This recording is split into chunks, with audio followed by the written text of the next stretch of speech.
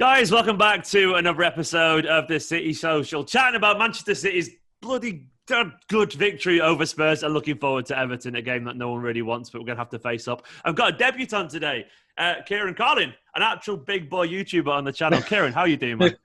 I'm very good. Very happy to be here. In live form rather than video. Yeah, exactly. The actual, well, we're not live now, by the way. I'm not sure if you realise. But before, what is it? When it was City Schalke, I did a little recording. Oh, yeah, shit, you're right. You're right, yeah. You did indeed. I love how you remember my channel better than I do. Thank you for that. I appreciate it. I genuinely forgotten. But also, I'm loving the giant Marmite in the background as well. That's good fun. Oh, yeah, everyone quality papers. Some quality papers. And of course, we've got Joe here for his second appearance on the City Show. Joe, how you doing, mate? You all right? I'm doing good, yeah. I'm glad I've been invited back after being so bolshy about Liverpool last time. But it's all right. No one else said yes, so don't take it as a compliment. It's all right. It's all right. No, why do you? How you both feeling, Kieran? How are you feeling after the Spurs victory? That was some good shit, wasn't it? It was good fun. That. I'm absolutely over the moon. Finally, I'm a big because I was at Football Daily. I'm big on the XG.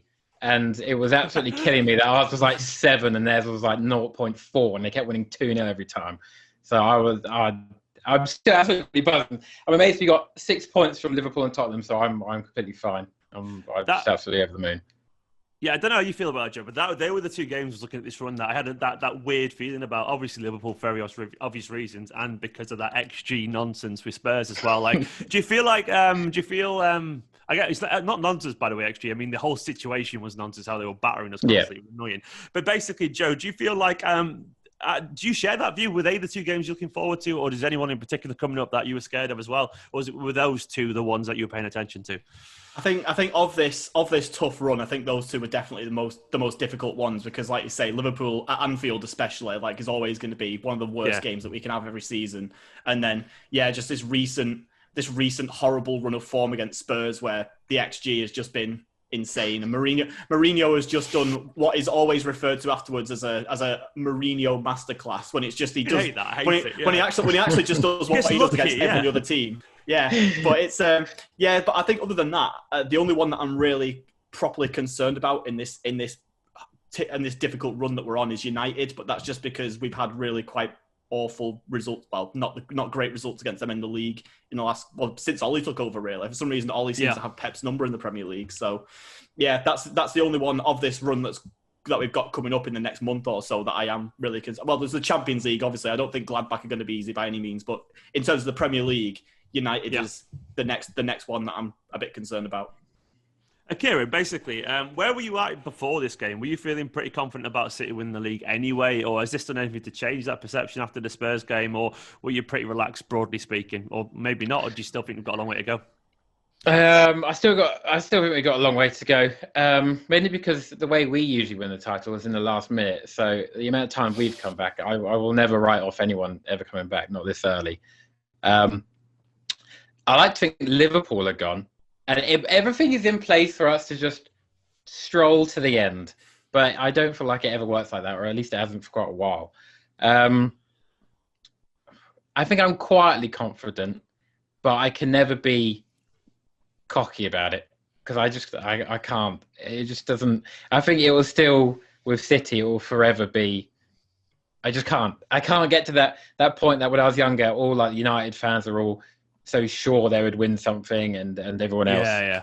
And I could just never do that. So is that part because it's like you got over the pain with Man City, but then you chose Schalke to go. It's like, is it something like saying? I know. Is it like you just needed a bit of pain in your life? PTSD from Schalke season.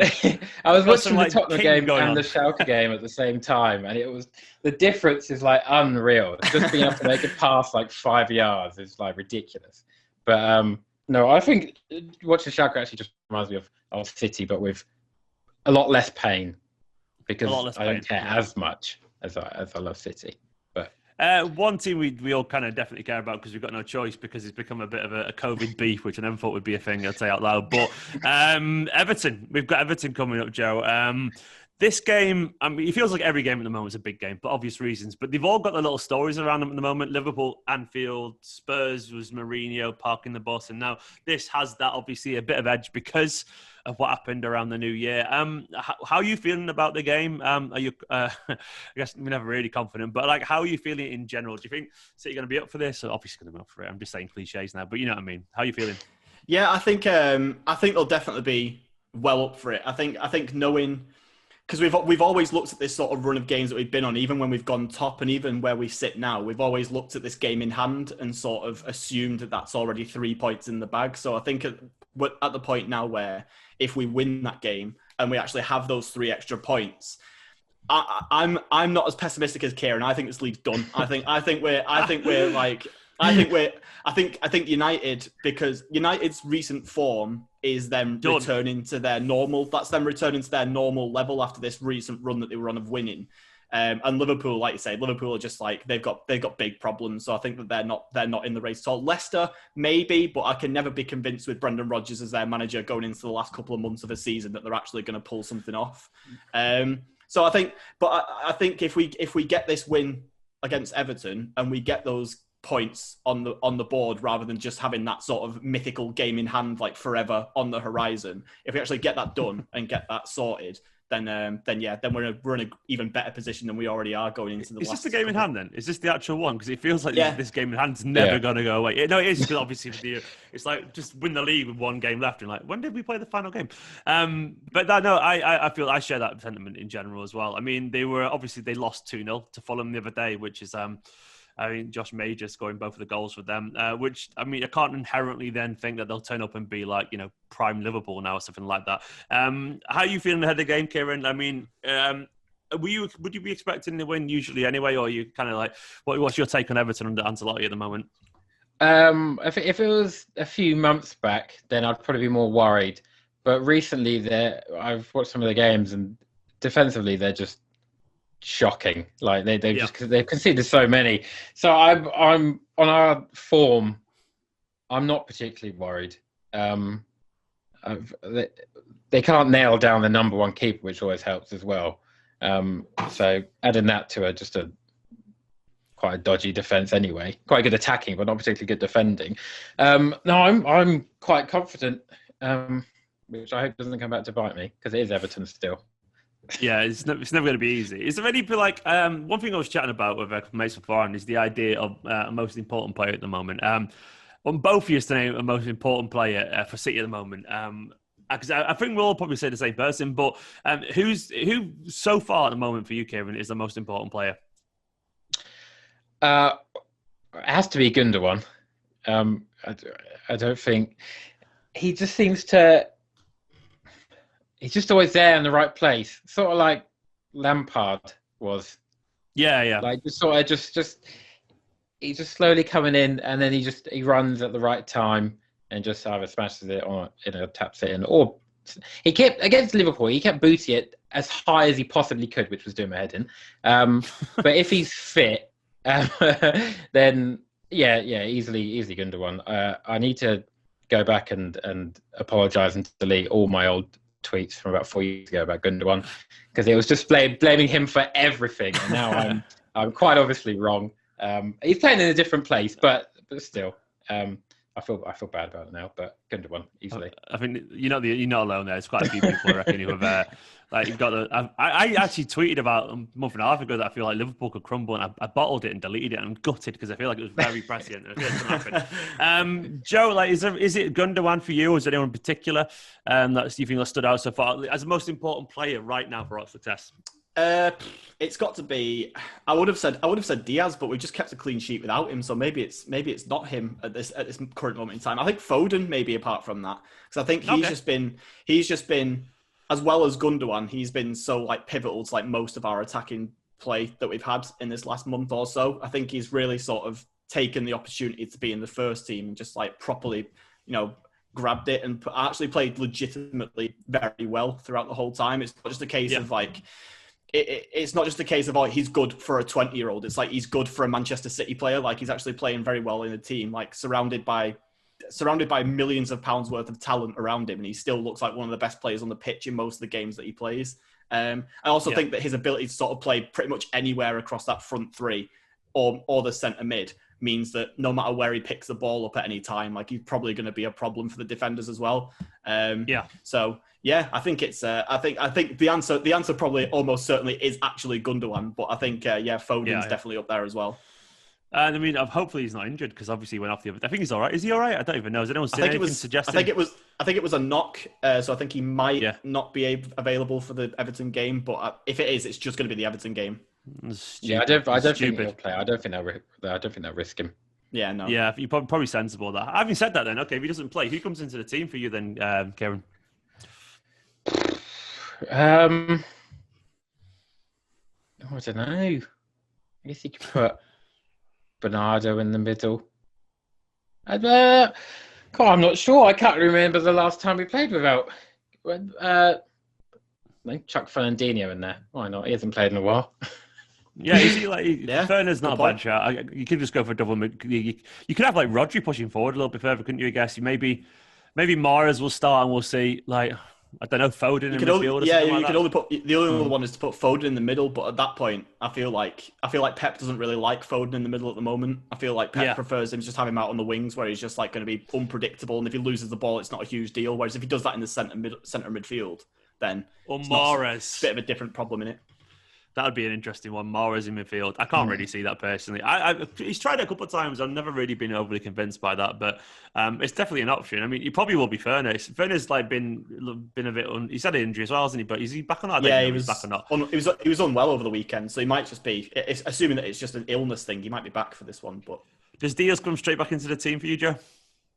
I mean, Laporte and Stones didn't do anything wrong to put one of them out of the team, but I mean, it's Diaz in it. I think he's going to come back in. I think the only reason why he missed the Spurs game in the first place is because he only had one training session after coming back from illness beforehand.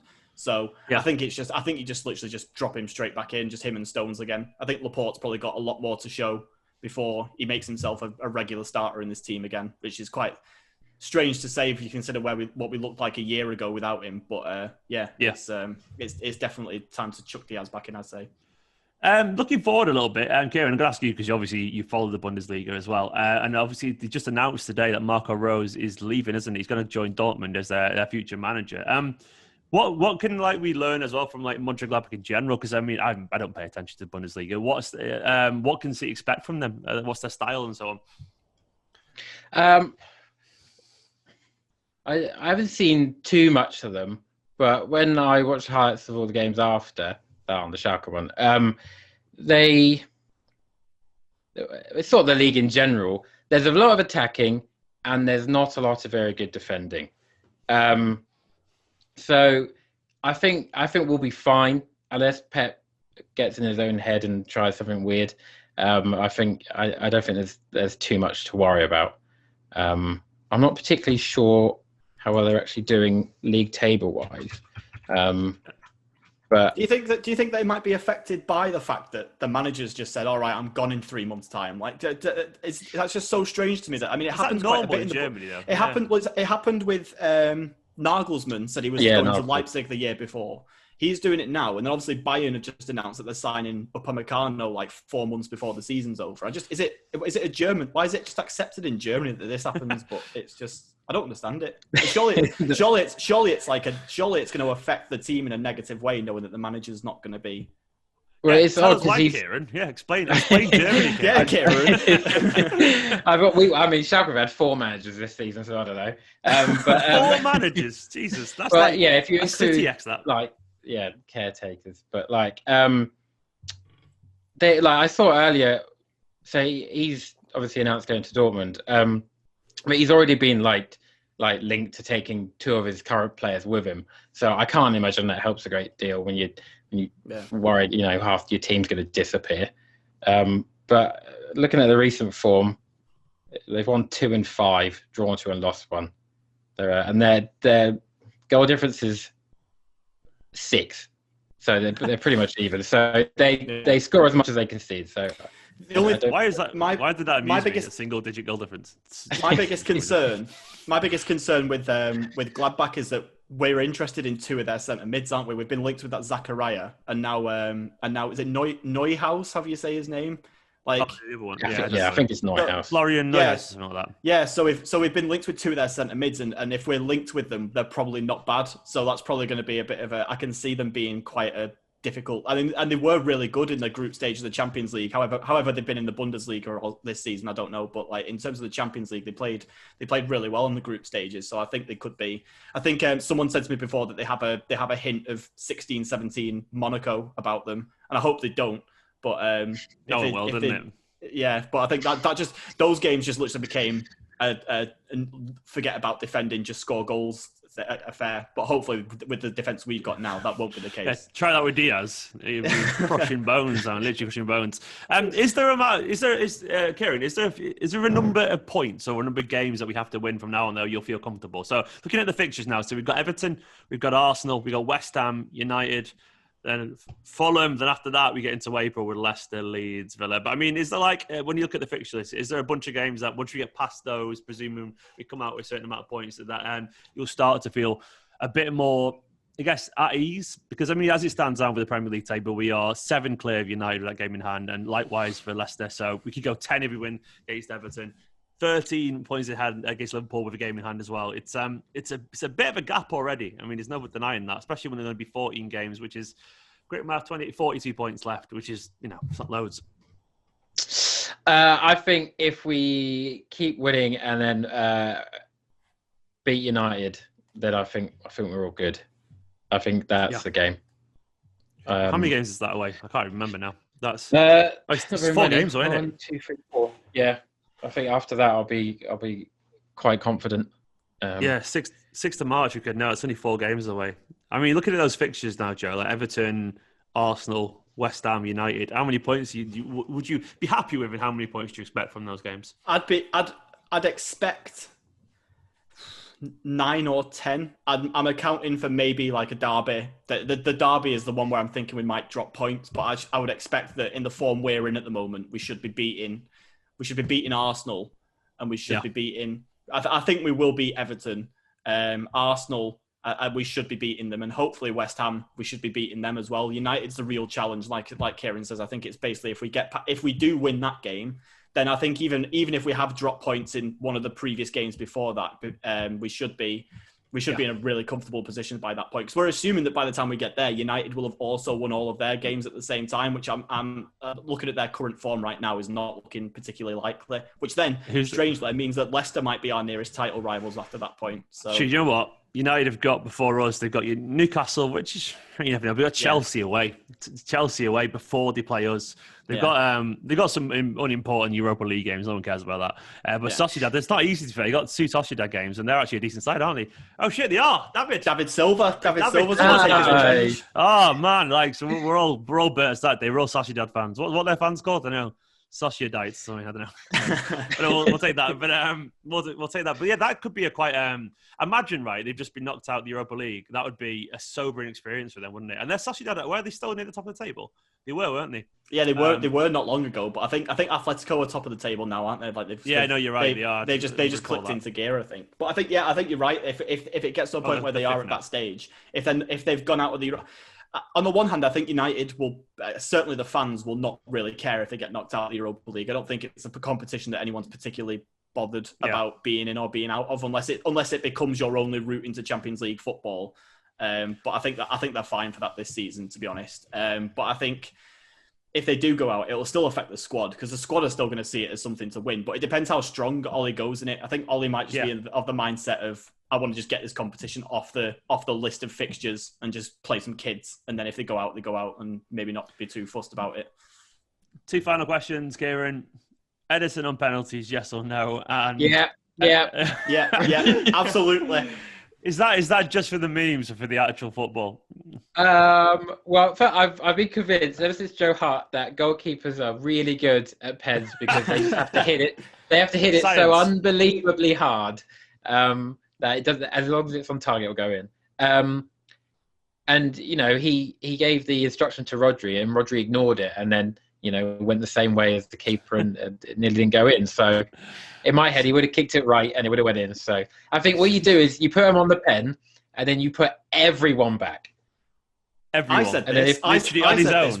If you've got the goalkeeper taking the penalty, don't bother with all these people on the edge of the area. No, you're right. Tapping the rebound. Just stick them all on the halfway line so they just can't like maybe a couple of forwards where they would be usually anyway. Then just put all your defenders back. You know what I mean? But Sterling back because he's pace to get anything, sweep up and stuff like that. It makes so much sense that you wonder why Pep hasn't done it. I think he's because he's a ball fraud, to be honest. But Pep, sort it out, man.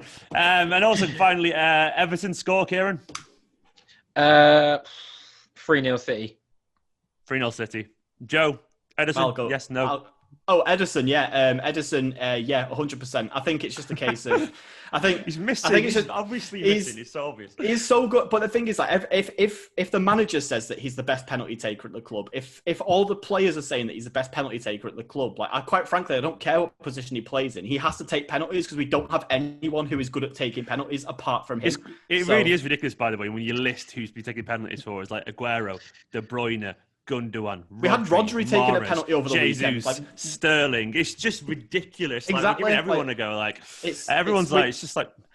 If we're not going to give him a chance, then we need to just, and this is kind of where it becomes a conversation about whose responsibility it is to decide who takes penalties or not. Because Pep needs to just say, right, this one person, if they're happy with it, this one person is our penalty taker no matter what. And if he misses, fine, he still takes the next one. But we're in a position now where if someone misses, like, it's just a free for all. Yeah. What I always love about these things is how we all confidently tell Pep what he should be doing. I love it. Yeah. But I feel exactly the same. Like, Pep, what you need to do, pal, you need to listen to Esteemed Kompany with his shit for Twitter name. But you're right. I feel exactly the same. I mean, I guess Pep's pretty passive and organised. He's got a mixture of both passive and very controlling at the same time. I mean, it kind of works for him. I'm surprised Foden had someone. I'm surprised Foden. He leaves I thought that was obvious, but. Yeah, he leaves like squad dynamic stuff like that to the players to deal with on their own, doesn't it? I think what's he got to show for it? Nothing. Well, nothing. Joe, Everton score? I'm with Kieran 3-0. If we concede against them, because I think Calvert-Lewin and James are both out. So I think if both of those are not playing and we still concede, is he definitely out, Calvert-Lewin? Because that'd be massive. If so. I'm sure. I heard that he took an injury of some description quite recently, so hopefully he might still be playing. I don't know, but and definitely if we don't score 3 goals against this Everton team, because like Kieran said before, like they don't know who their keeper is. The defense isn't great. Like it's just with who are you? Yeah, who's this guy? The fuck's this guy? Like, but no, I'm 3-0. Joe, that's nice. I like it. Obviously, it's a way, isn't it? At Goodison, yeah. So, I mean, obviously they were abysmal the other day against Fulham, genuinely really, really bad. They are leaking goals as well, and you feel like at the moment, hopefully we have enough. But Kieran, thank you so much for making your debut, man. It's good to see you. No worries. It was lovely. Thank you to meet you in person, technically. Yeah, likewise, man. Like, well, hopefully one day in the real world we'll actually able to go. Yeah. Pint at the game or something, that'd be great. Yeah. But the old days where we all had pints at the game and chatted about football and stuff. And Joe, thank you so much once again. Guys, obviously Kieran's channel's huge. We're going to subscribe to it anyway. It's genuinely piss funny. I remember your first video on your channel as well. I watched that when you were just talking to the pigeon at the start and you're walking down the Thames. Good times. And back then, I wish you should be able to bet on YouTube has been really big, but I should have done it. But I don't think you can do that. But anyway, guys, thank you so much for joining. It's been a pleasure having you on. Don't forget to like, comment, subscribe. And thank you so much to everyone who's got me to the 50k. I'll be doing a video soon talking about that, probably just doing some pep dancing or something like that. But thank you very, very much for getting me to 50k. I massively appreciate it. Let me know down in the comments your predictions for the Everton game. And big love to every single one of you. Like, comment, subscribe in a bit. Beautiful.